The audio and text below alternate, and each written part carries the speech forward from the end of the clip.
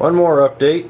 Yeah, that's what my tank looks like with all the lights on. This is why I don't film with the blues or the T5s on, because through the camera it kind of looks like nuclear winter.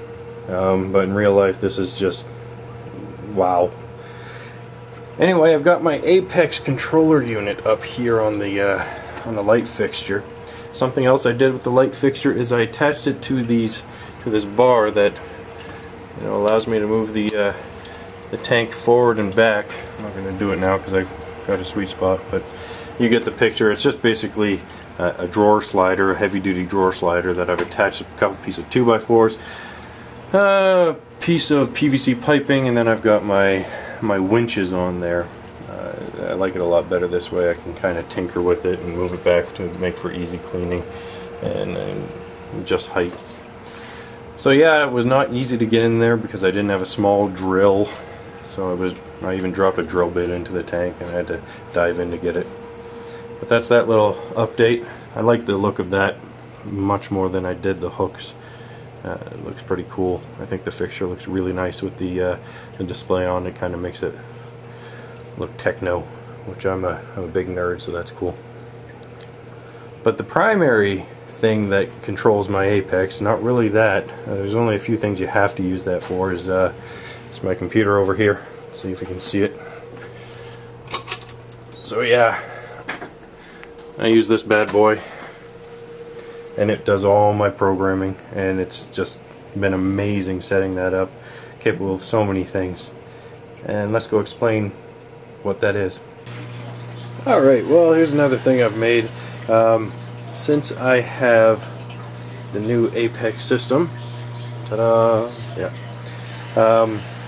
I've decided to make a new float switch, and I'm going to do this one upright, not ghetto fabulous. I've got all of my wires here. I've got them really long. I'll probably have to snip those. But basically, these attach to the Apex breakout box, which is right there. That green lead on the left is actually the ground. So all grounds go to that one. And it has 6 switches for float switches or anything else that you want the Apex to govern. I'm also going to get some wet floor switches, so I'll put one probably over there where the water goes down, and maybe one up in that area. And that will tell me if something has hit the water, something has gone awry. I might actually buy a cell phone or some kind of phone that will allow me to get email, and then I'll have the Apex email me if I'm at work or so on and so forth. But this is a simple float switch holder, just a piece of acrylic.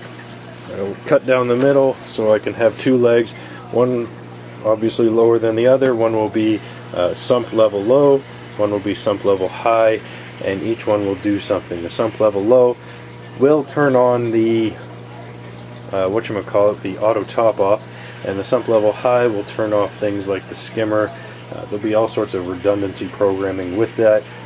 If the sump level is low and the ground feels wet, then obviously don't do the auto top off, turn off the return pump, so on and so forth. There's going to be all sorts of programming stuff that I'll be able to put in. Love the Apex system so far. The possibilities are just huge, and one piece of that system is some good float switches and some float switch holders. Alright, let's move to the next piece. Okay, probably the easiest way to explain what's going on with my controller system here is to just go through the parts. With the Apex controller, you can either get the Apex Lite or the Apex, just the Apex controller, Aquacontroller. It's like the regular Lite version. I got the regular version because of these 2 things that the Apex Lite doesn't have, which is your variable speed ports. You can get a mod later on if you want that will add the variable speed ports to an Apex Lite. But I figured I want them right away, so I'm going to just go with the full package. I think you also get another pH/ORP port there, which I will probably use eventually, but for now I don't necessarily need to. Here we've got a breakout box, which is right there. Basically what that is it allows me to control switches, float switches, water on the floor switches. You plug, there's 6 ports, you can have 6 switches. And right now I've got 2 of them governing my sump level. I've got sump low and sump high. Sump low means auto top off is going to come on. Sump high obviously will eventually mean turn the skimmer off, turn certain things off. You know, it's gonna, the programming possibilities are endless. Here we've got the temperature. You know, it's pretty self-explanatory. I've also got on here, I've got my heaters. So if the temperature is a certain range, heaters are going to go off. That outlet goes off. If it's too high, it goes off. If it's too low, it goes on. So on and so forth. Here we've got the Ethernet, which is the cable that connects to my router, which essentially connects to my computer, and eventually will connect to the internet once I get the web server going on. The Aquabus, I've got two things plugged into there. One is the display module that's connected to the light fixture that you see, and the other is this Energy Bar 8. So that's it. I didn't need a power connection, which is that one there, because it's connected to an Energy Bar 8. If you get the Apex controller unit without an Energy Bar, you do need a power supply to supply that in the display. So here we are. The Energy Bar 8. What we've got here is, this is my moonlights, and those just go on and off at a certain time. This is my, what is this? This is my T5s, that goes on and off at a certain time. These are my blues, and these are my whites. What happens with the blues and whites is they're actually connected. I've connected the drivers to this variable speed port, and each port does two things. So I've got the blue drivers connected to one side and the white drivers connected to the other. I'll post some links on how to do that. They just come on gradually, nice and softly. It's really cool. The blues come on first, really soft, to kind of simulate a sunrise, and then the lights come on. And then I've also got some programming code in there that has the lights kind of do a cloudy effect. They'll get dull, like clouds are passing over, and then they'll get light. You know, it'll get lighter, like the clouds are gone. So that gives a nice random ambient light throughout the day light cycle, and then everything kind of dims down at the end of the day to simulate a sunset. So yeah, it's pretty cool. Those options are nice. I've actually seen the fish are a lot happier because there's no intense stress of the light going first thing in the day and at the end of the day. So they've actually kind of been, you know, less ornery, I've noticed. I don't know if it has anything to do with this, but it might. What else do I have on here? Here I've got my auto top off.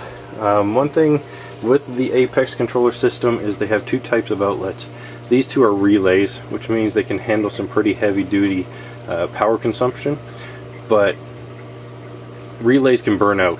So if you have something that's switching on and off 15-20 times a day, you probably don't want to put them on a relay. These other 6 switches, I can't even pronounce the word, it starts with a T, TIAC or something like that. They're not relay, but they are light load. They can turn on and off multiple times during a day. It doesn't wear out the switch. And the only problem with those is sometimes if you plug a low load appliance in there, it won't notice it, so it won't switch off completely after you're done. Like for instance, I had my aqua lifter on that one, and I had code to control the auto top off, but it wouldn't shut off. For some reason, I guess it's something in there just didn't notice the aqua lifter, but on number 3 it does, so that's fine. Some people have suggested that if that happens to you and you need to use that outlet, maybe stick a lamp on with the aqua lifter or dosing pump or whatever low load electronics you have on there, just to make sure that the outlet can feel the circuit breaking. So yeah, that's the guts of the Apex system. That's what I've done with it so far. Fantastic, a lot of control. Worth the hefty price tag for sure, if you want to get into automating as much as possible. Alright, any questions, comments on this update? Always welcome. Later.